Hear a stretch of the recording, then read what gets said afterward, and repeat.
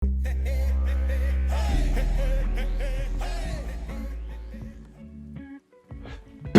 Did I scare you? Probably not, but still I do find it funny to do these type of little things. If you haven't guessed, I'm going to be doing the next video when it comes to the 4 Magic the Gathering Duskmourn Commander decks on the deck called Jump Scare. In this video I'll be going over the commander, the sub-commander, the context of the deck, giving my thoughts and opinions, and then seeing if this deck is worth buying it or not. When it comes to this, I'm going to be a little bit biased because Simone is a very powerful and I love landfall decks. So when it comes to this, I will try my best not to be biased, but I have made decks based solely on previous Simones and stuff like that, and going through Strixhaven and stuff like that, one of my favorite sets. She's one of my favorite people from one of my favorite sets. So again, apologies on being slightly biased. But before I go any further, a word from our sponsor. When it comes to the sponsor of this video, it is going to be me again. I have a small little Etsy shop where I make t-shirts and hoodies with designs that I've made that are kind of funny, that I try just to kind of make people happy and stuff like that. They're very soft and come in multiple colours and ship around the world. All profits go to making video and content better for use.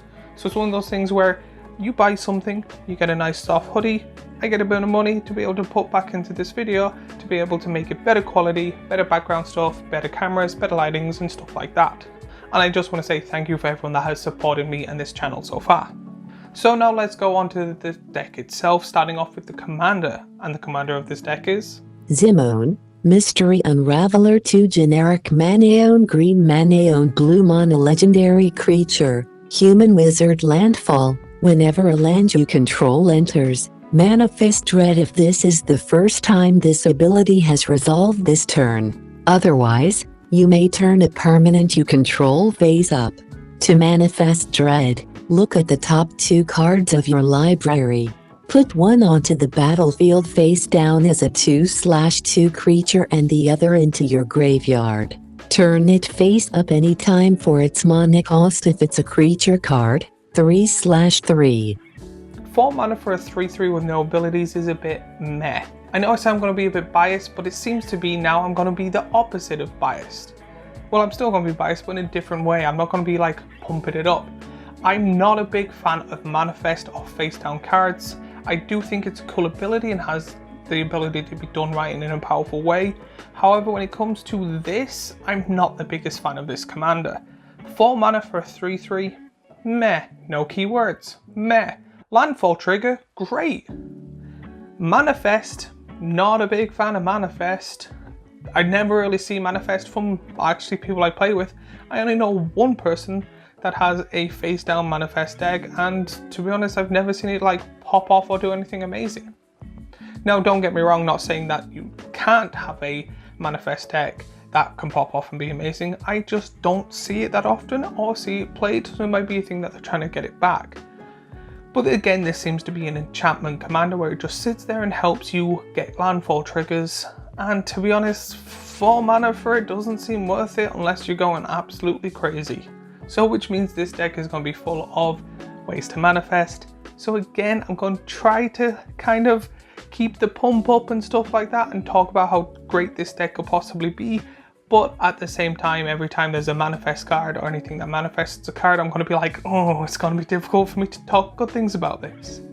But with every commander, there is a sub-commander, and the sub-commander of this deck is Kayan, Corrupted Memory 2 generic Manaeon green Manaeon blue mono legendary creature, illusion. As long as Kayan's power is even, you may cast non-creature spells as though they had flash. As long as Kayan's power is odd, you may cast creature spells as though they had flash. Whenever you draw a card, put a +1/+1 counter on Kayan. 2/2. 4 mana for a 2/2 with 3 weird abilities seems a bit off to me. I know they try ever so often to make a unique commander that's fun and interesting. However, this just seems to be kind of way too much effort in my opinion.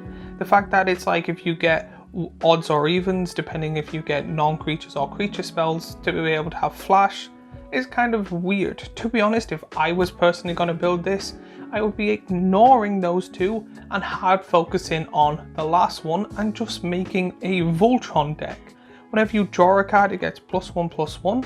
So for 4 mana, you play your commander down, draw a shit ton of cards, and then just go, because there's blue pips, this is unblockable. Bam! Gone.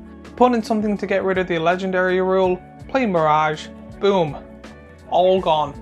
I do think that is probably the fastest and bestest way to play this. Flash is a good ability, but Flash is really easy. There's lands that do it, there's artifacts that do it, there's planeswalkers that do it. So I think Flash is way too easy to get, and then you going, oh wait, is it odds or evens or odds and creatures have Flash or non-creatures have Flash? I think it would have been easy just to put Flash in the deck. So if the commander or sub-commander interests you, or if you really like playing it, please let me know in the comments down below why. So now onto the context of the deck, starting off with creatures. In this deck there's 33 creatures in total, and they are AC, Tyrant of Gyre Strait, Eric Smith's Slumbering Isle, Ashia, Soul of the Wild, Augur of Autumn, Body of Knowledge, Citadel Hierophants, Curator Beastie, Dedimist Raptor, Giggling Skitterspike, Glitch Interpreter, Hydra Omnivore, Kefnet the Mindful, Karu Spellsnatcher, Multani, Yevimaia's Avatar, Rashmi, Eternity's Crafter, Skewed Swarm, Shigeki, Juke Visionary, Shriekwood Devourer, Scabrunator, Temur War Shaman, Thunderfoot Ballot, Whisperwood Elemental, World Spin Worm. So I'm not fully sure how I feel towards this. I do think that there is a large amount of creatures that are well known and really powerful. I really do like them. However, whenever I was going through the list of all the creatures, I was like, you'll go good for the commander, you'll go good for the sub-commander, but you won't be good for the commander, and you won't be really that good for the sub-commander. You're just a naturally good big green card, you're a naturally good blue card, you're a naturally just good Simic card. There doesn't seem to be, like in the previous deck, the endless painful or whatever it was called. There was cards that matched both, and you could be like, cool, I would take that out, but put it in. It seems to be that this is a huge gap of kind of drawing well. I can picture a lot of creatures like you're like, oh, okay, I'm on the edge, like I'm low health, I have my commander out, like there's something, I need to draw something good, and then you draw a card and it's like, draw 3 cards. Or when you play this creature, draw a card or something like that, and you're like, if I had my sub-commander as my commander, this would help a lot. But this just seems to be a useless card other than draw. But now I'm wasting half my mana to draw, and to hopefully manifest, I need to manifest something. And then you just draw all your draw cards or something like that and none of the manifest. So it was a weird combination. I would have not put some of these cards in. Well, hopefully the rest of the deck is better. Now going on to the spells of the deck. When it comes to the spells of the deck, there is 17 in total, and some of them are Aethergale, Biomass Mutation, Cackling Counterpart, Dig Through Time, Disorienting Choice, Azuri's Predation, Oversimplify, Overwhelming Stampede, Zimone's Hypothesis. Not gonna lie, I feel kind of the same with this. It seems to be a very good few draw cards, but then there's Overwhelming Stampede where I'm like, manifesting where they're all 2/2s and then Overwhelming Stampede doesn't really seem worth it in my opinion. You want the bigger creatures and then use Overwhelming Stampede to make them bigger. I do find that there's a lot of draws, so you're probably going to be playing a land each deck at least, so it's good there. I probably actually give the spells a way better than the other 2 decks that I've done so far, but I do still find that the spells are way better than previous decks, but still undermining. But with the creatures not being as great as I thought, it kind of balances it out. And now we're on to the enchantments of the deck. When it comes to this, there's 8 in total, but you get great enchantments just like Experimental Lab, Primordial Mist, Sandworm Convergence, They Came from the Pipes, Trail of Mystery. So when it comes to these, I'm just kind of like, yeah, this is pretty much, if it has the word manifest or draw or something like that, I'm like, these enchantment cards seem to be perfectly good for this deck, but it doesn't seem to be anything that I'm like, I want to buy it solely for this card, or this card makes a good chunk of the cost of the deck worth it. It just seems to be one of those things that when it comes to buying this deck, I feel like so far there's a large chunk of manifest cards, but I feel like the really good ones you'll have to probably go out and buy yourself. But next we are on to artifacts. So when it comes to artifacts, there's 4 in total, 3 of them being mana rocks and 1 being a manifest card. Again, they could have done something. There's so many artifacts that like are good in my opinion. They have one in one of the decks where it's a Biden of Tassa, great card, because one has Biden of Tassa would have been really good. There's a fair few like cards I can think of that would go well in this deck.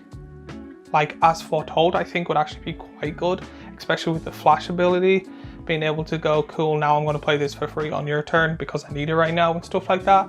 There is a fair few artifacts. Oh no, that's an enchantment. I think that's an enchantment, but I think that should still be in this deck.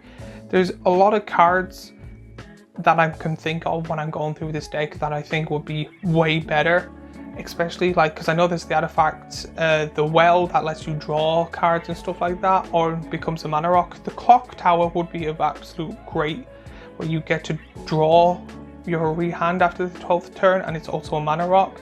That would have been great in this deck.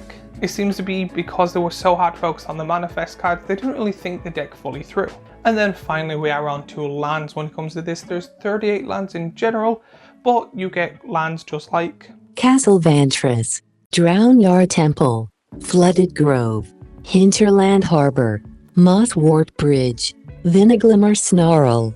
When it comes to lands, I don't think there is a preference for this deck. There's no real lands that go well in this deck. It just seems to be there is way better Simic lands than if they made a Simic deck than last year. So I'm not complaining about the lands. The lands actually do seem to be one of the best parts of this deck. I'm not a big fan of a lot of this deck, as you could possibly tell. I do think though that having, again, filter lands is great to put in these type of decks, and I do like the lands and how they're getting better. But now my thoughts and opinions of this deck as a whole or in entirety. It is, I think personally, I had expectations. I heard it was a landfall deck. I heard Simone was going to be the commander, and a Simic deck is usually powerful. And in my personal opinion, Simic is probably the best dual color, or the most powerful at least.